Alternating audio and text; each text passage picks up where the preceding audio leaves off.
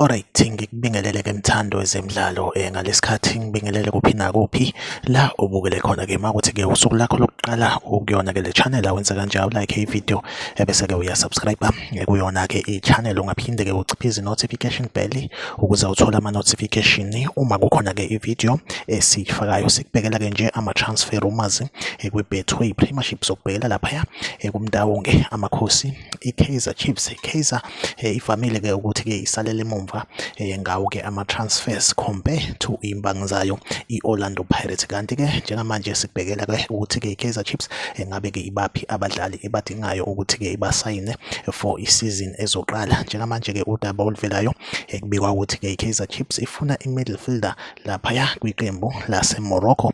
Umdlali ke lo igama lakhe uyena ke uKhalid Aid owakhane ogijima ke as i-midfielder lapha ke kwi-AS FAR Rabat. Impela ke i-Kaizer Chiefs ifuna ke ukuthi ke izolungisa ke lapha ke kuyona ke i-midfield position. Siwafisela inhlanhla ke amakhosi ukuthi ke lo mdlali amthole amsayine for i-next season. Iyona update engiyiphethe ke njengamanje.